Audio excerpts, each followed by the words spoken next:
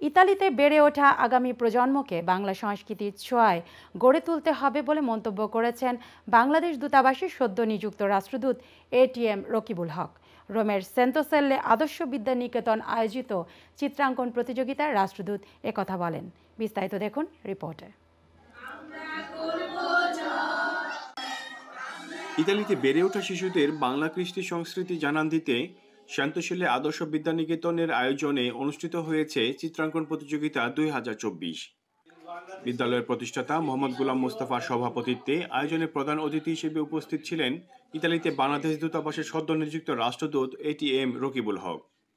বিশেষ অতিথি ছিলেন দূতাবাসের প্রথম সচিব আসিফ আনাম সিদ্দিকী এবং ইতালিয়ান রাজনৈতিক ও কমিউনিটি বিশিষ্ট ব্যক্তিত্ব সার্জিও স্কালিয়া।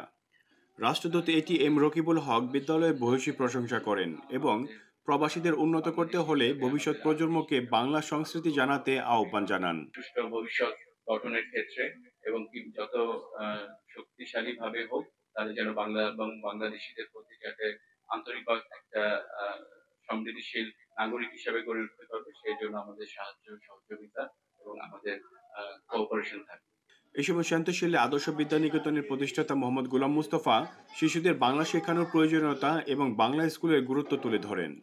সকল মাতা পিতা বা অভিভাবকের প্রতি আমার অনুরোধ থাকবে, আরো অন্যান্য বাচ্চাদের মায়েদেরকে বা বাপদেরকে যাদের বাচ্চা আছে বলবেন যেন বাংলা স্কুলে পাঠায়। বাংলা স্কুলে পাঠালে যে জিনিসটা হবে সেটা হলো আমরা আমাদের পরিচয় ধরে রাখতে পারবো। বিদ্যালয়ের প্রধান শিক্ষিকা অতসী সাহা, রেশমা ফারিহা, আসমা আক্তারের পরিচালনায় আয়োজনে সম্মিলিত জাতীয় সঙ্গীত সহ শিক্ষার্থীরা আবৃত্তি, গান ও নৃত্য পরিবেশন করে। চিত্রাঙ্কন প্রতিযোগিতায় বাংলাদেশের জাতীয় পতাকা, জাতীয় ফুল শাপলা, স্মৃতিসৌধ ও শহীদ মিনারের মতো বিষয়বস্তুর উপর নরম হাতের ছোঁয়ায় ফুটিয়ে তুলে বাংলাদেশের ঐতিহ্য ও ইতিহাসকে। এ সময় চিত্রাঙ্কনে বিজয়ী সহ প্রতিযোগিতায় অংশগ্রহণকারী সকল শিশুদের পুরস্কৃত করেন অতিথিবৃন্দ। এছাড়াও সকল শিক্ষার্থীদের দূতাবাসের পক্ষ থেকে বিশেষ উপহার প্রদান করা হয়। আইএনটিভি নিউজ, রোম, ইতালি।